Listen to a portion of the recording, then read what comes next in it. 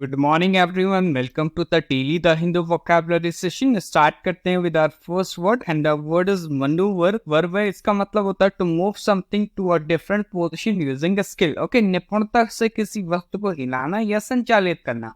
Handle और manage के synonyms हो गए वॉच और बंगल, इसका क्या हो गया? अपोजिट हो गया। एग्जांपल देख लेते हैं। The driver was manoeuvring his lorry into a narrow gate। Okay, तो लॉरी तो नहीं है, आप एक कार का एग्जांपल ले लो। तो ड्राइवर क्या कर रहा था? अपनी कार को एक संकीर्ण प्रवेश द्वार से क्या कर रहा था? ले जा रहा था। जैसे कि आप इमेज में देख सकते हैं, तो एक छोटा सा जगह है यहाँ पे, इसको क्या करना है? बैक करनी है। ओके, रिवर्स में लेनी है। तो आगे बढ़ते हैं विद आवर नेक्स्ट वर्ड। अच्छा, फ्रेजल वर्ब है यहाँ पे ब्रॉट डाउन। इसका मतलब होता है टू कॉज द फेलियर और डिफीट ऑफ समवन और समथिंग। आगे बढ़ने से पहले रिक्वेस्ट है, चैनल को सब्सक्राइब करके बेल आइकन को प्रेस कर दें।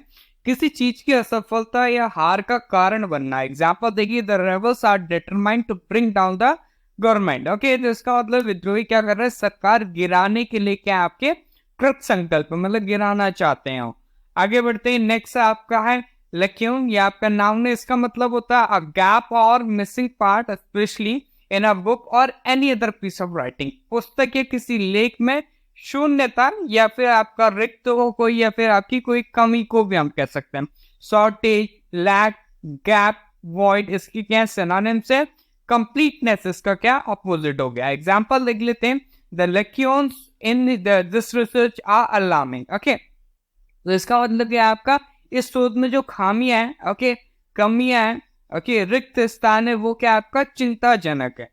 आगे बढ़ते हैं। नेक्स्ट आपका एक इडियम है यहाँ पे, ब्रिंग टू द फोर। इसका मतलब है to make something more prominent और we can say noticeable.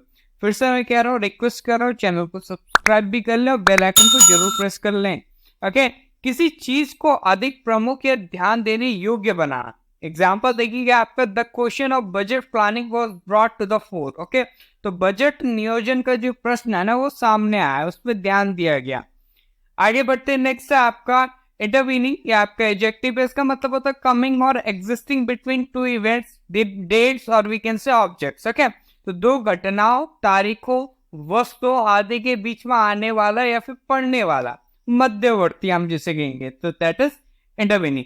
Interpose और मीडिएटेड, इसके क्या सिनोनिम से? इग्नोर्ड हो गया और ओवरलुक्ड क्या हो गया? इसका अपोजिट। एग्जांपल देख लेते हैं आपका, only 6 months intervene between their marriage and divorce. Okay, तो उनकी शादी और तलाक के बीच केवल क्या है? 6 महीने का अंतर था।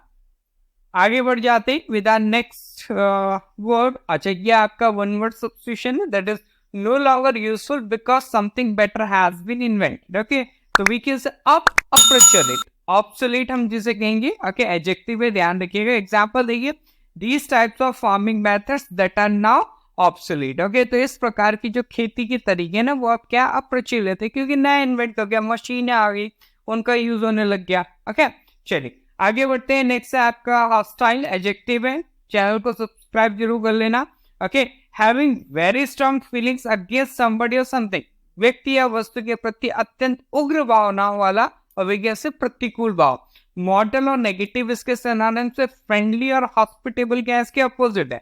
एग्जांपल देख लेते हैं आपका, the president had a hostile reception in OYO this morning. तो राष्ट्रपति का आज सुबह ओयो में क्या हुआ? आपका शत्रुतापूर्ण स्वागत किया गया, मतलब रेबल्स आ गए होंगे गन लेके। ओके, तो मतलब कुछ भी हो सकता है।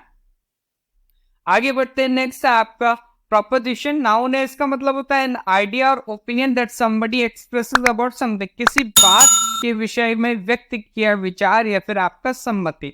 प्रपोजल और सजेशन इसके सिनोनिम्स होगा। सर्टेनिटी और फैक्ट इसका अपोजिट में आ गया। एग्जांपल देख लेते हैं आपका, that is a very interesting proposition, are you sure you can prove it. Okay, तो ये क्या आपका एक बहुत ही रोचक प्रस्ताव है, क्या आप सुनिश्चित हैं कि आप इसे साबित कर सकते हैं? ओके, अचीव कर सकते हैं। नेक्स्ट जो है वो आपका वर्ड है, दैट इज बिक्वीथ। वर्ब है, इसका मतलब होता है to arrange for something to be given to somebody after you have died. Okay, वसीयत करना, उत्तरदान करना। लीव और विल इसके सिनोनिम से। एग्जांपल देख लेते हैं, ही बिक्वीथ्ड 1 लाख रुपीज टू चैरिटी। तो उसने क्या करा? चैरिटी में 1 लाख रुपए दान दिए, वसीयत में कर दिया था हमने, 1 लाख रुपए उनको दे देना। नेक्स्ट है आपका ओवरऑल। वर्ब है, इसका मतलब होता है to look at something carefully and change or repair it if necessary, किसी वस्तु की पूर्णतया वी कैन से मरम्मत करना। फिक्स और मॉडर्नाइज इसके सिनोनिम से ब्रेक और वर्जन इसका अपोजिट। एग्जांपल देख लेते हैं, I got the engine overhauled, तो मैंने क्या करा, इंजन को पूर्णतः क्या करा, आपका मरम्मत किया, मतलब मॉडर्नाइज कर दिया, रिपेयर कर दिया। तो ये तो था आज का वोकैबुलरी सेशन। आई होप आप सभी ने एंजॉय करा होगा। सेशन को लाइक करें, शेयर करें, चैनल को सब्सक्राइब करें। मिलते हैं in the next section. Till then, जय हिंद, जय भारत।